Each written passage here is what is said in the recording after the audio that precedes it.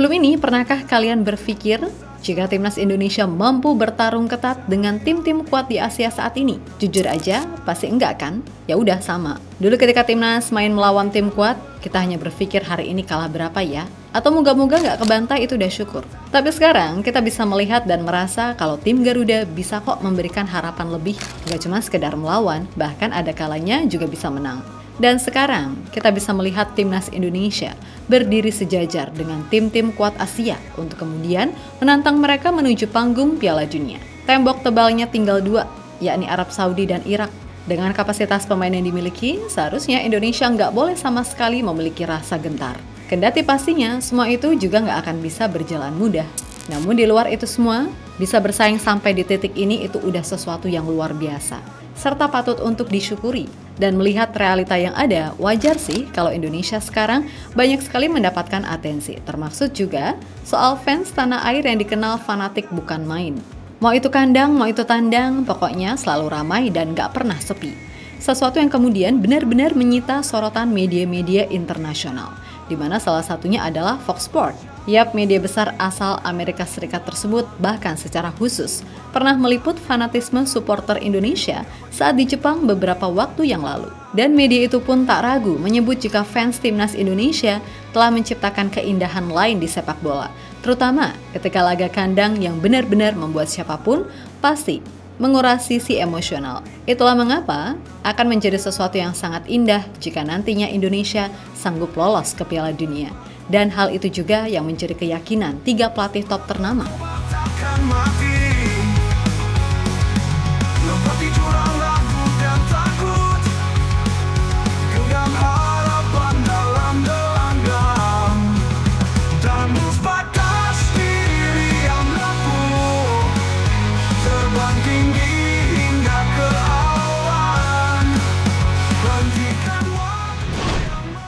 Pelan tapi pasti Indonesia kini benar-benar telah berubah.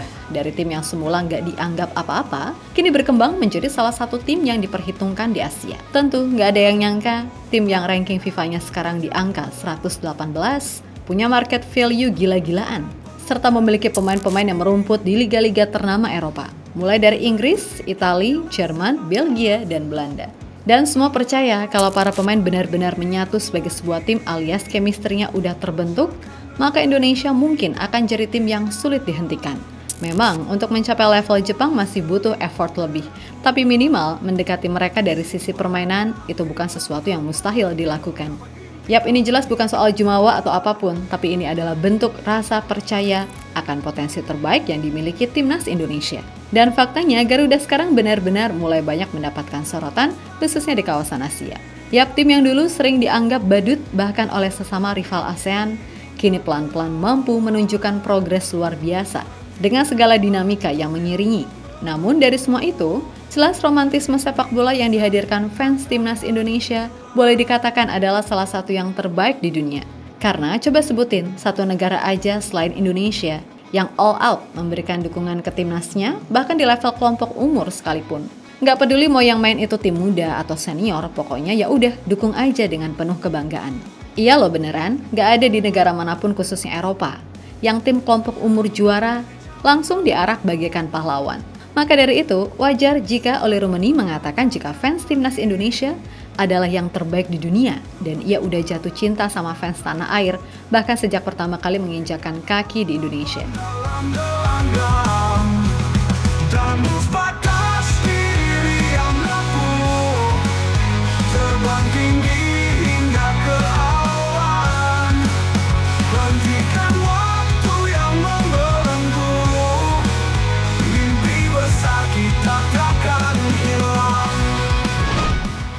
Yap, masih soal fanatisme supporter Indonesia. Mantan pelatih timnas Italia dan Arab Saudi, Roberto Mancini pernah mengatakan jika supporter Indonesia punya hal unik yang beda dari supporter timnas manapun. Baginya yang paling mencolok dan jelas yang paling berkesan baginya saat ia masih menjadi pelatih Arab kemudian menjamu Indonesia di pertemuan pertama round 3. Saat itu, supporter Indonesia seolah-olah malah yang jadi tuan rumah karena ya emang terdengar lebih berisik. Apalagi ketika timnas Indonesia mencetak gol atau saat Marten Pas melakukan save penalti. Di situ terlihat jelas, walah ngeri abis vibes-nya. Maka nggak heran, di round 4 nanti Arab Saudi hanya membatasi kuota supporter Indonesia sekitar 8%. Karena mereka pastinya berkaca dari apa yang udah terjadi.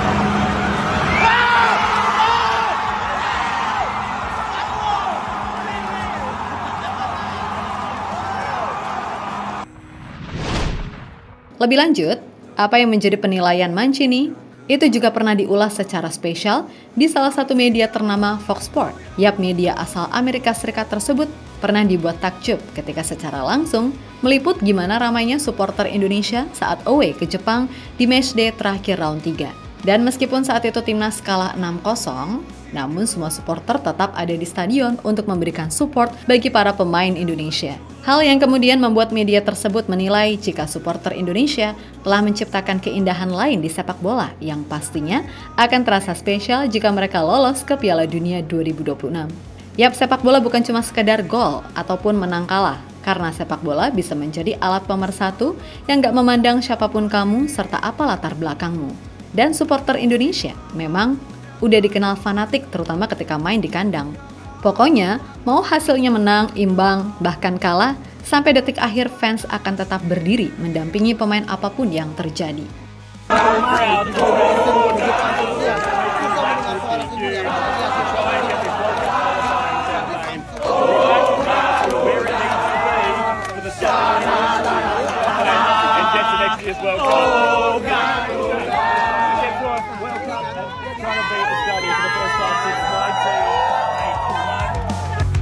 Luka dan peluh jadi saksi, mentari terbitkan nyala semangat, harapan kembali hidup lagi, pecahkan rantai ketidakmungkinan, tebas jalur 1000 keraguan, suara batin lantang memanggil, kapan mimpi tak lagi berjeda.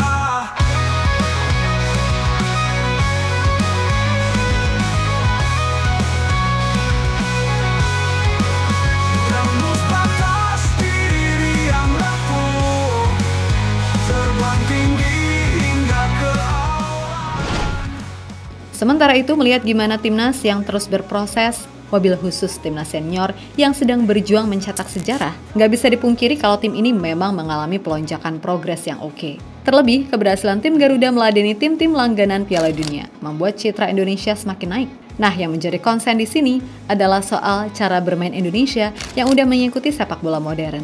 Memang secara umum, timnas Indonesia lebih mengutamakan permainan pragmatis. Namun tetap saja, bermain pragmatis tanpa organisasi yang baik ya sama aja, kan gitu. Dan itu pula yang sempat mendapatkan apresiasi dari 3 pelatih ternama, mulai dari Mancini, Hajime Moriyasu, hingga Jose Mourinho sekalipun. Yang mana intinya mereka sepakat kalau perkembangan timnas Indonesia ini arahnya udah sangat positif. Ya, bagi Mancini dan Mourinho, keberadaan Erick Thohir sebagai ketua federasi memang dianggap mampu menghadirkan banyak perubahan nyata. Dan kita tentu tahu, kalau walaupun sekarang muncul pro kontra, tapi sosok Erick Thohir jelas bukanlah orang sembarangan di dunia sepak bola, yang suka mengambil keputusan tanpa pertimbangan walaupun ia paham gak semua orang akan suka dengan apa yang ia putuskan. Maka gak heran, dengan segudang pengalaman yang dimiliki, beliau mampu menciptakan sebuah sistem dan beragam kebijakan yang mampu mengangkat level timnas Indonesia secara umum, serta pelan-pelan membenahi sistem kompetisi dan pembinaan domestik. Di samping juga pastinya soal timnas putri yang masih ditunggu perkembangan lanjutannya. Yap, orang-orang seperti Mancini dan Mourinho pasti tahu betul kapasitas Erick Thohir seperti apa. Dan bagi Mourinho, apa yang dilakukan Erick Thohir boleh dibilang sangat bagus. Karena dibandingkan saat ia datang ke Indonesia pada 2013 silam, perkembangan yang ada dirasa sudah jauh berbeda. Pun begitu menurut Roberto Mancini, timnas Indonesia sekarang udah benar-benar siap untuk bersaing melawan siapapun. Saya mengenal baik siapa dirinya. Timnas Indonesia mengalami perkembangan yang signifikan dan mereka merupakan salah satu tim yang perkembangannya paling pesat di Asia. Selain itu, saya juga telah melihat perkembangan tim muda mereka yang sebagian menjadi bagian dari Timnas Indonesia saat ini. Kata Mancini, dilansir dari Arya Diah.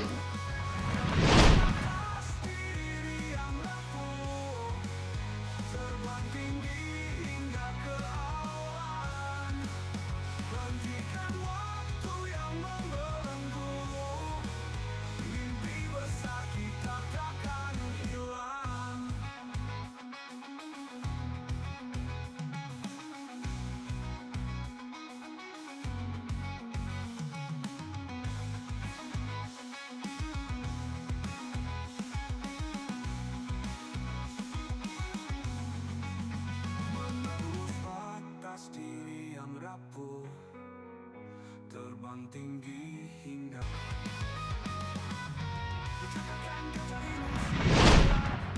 Di sisi lain, kita melipir dulu ke Belanda. Karena di sana ada kabar dari Calvin Verdonk yang siap menyambut 2 pemain keturunan Indonesia di skuad NEC Nijmegen. Ia mengutip ESPN NL dan Football Premier, NEC Nijmegen sedang dalam penjajakan untuk mendatangkan 2 bek berdarah Indonesia, yaitu Jansen Seal dari Sunderland dan Tristan Guyer dari Ajax. Nah, baik Jansen ataupun Tristan, keduanya diproyeksikan datang dengan status pemain pinjaman. Jelas bagi keduanya yang sama-sama baru pulih dari cedera panjang, ini adalah kesempatan bagus untuk mengembalikan lagi formnya. Dan dalam hal ini Calvin Verdonk dinilai bisa jadi dalam tanda kutip jembatan bagi mereka yang memang sebenarnya masuk radar PSSI. Tapi karena kondisi mereka yang sama-sama baru pulih dari cedera panjang, serta kebutuhan timnas sekarang fokusnya ke lini serang dulu, ya udah tertundalah itu proses. Yang jelas, dengan bermain di NEC, mereka bisa belajar banyak dari pemain seperti Verdonk, yang bagaimanapun adalah pemain berpengalaman serta telah diakui sebagai salah satu fullback terbaik di Eredivisie, yang juga cakap main sebagai CB kiri. Dan dengan main di NEC, kesempatan bagi mereka untuk dapat menit bermain itu besar. Yang mana itu juga bisa jadi kesempatan bagi kita memantau sejauh mana perkembangan mereka pasca cedera. Jangan mengalir di jalan berbatu, semangat berkobar takkan mati. Lompat di jurang ragu dan takut, genggam harapan dalam gelanggang, dan batas diri yang rapuh, terbang tinggi hingga ke awan. Hentikan waktu yang membelenggu, mimpi besar kita takkan hilang. Angin hantam wajah lelah, luka dan peluh jadi saksi. Mentari terbitkan nyala semangat, harapan kembali hidup lagi. Pecahkan rantai ketidakmungkinan, tebas jalur 1000 keraguan. Suara pasti lantang memanggil, kapan mimpi tak lagi berjeda.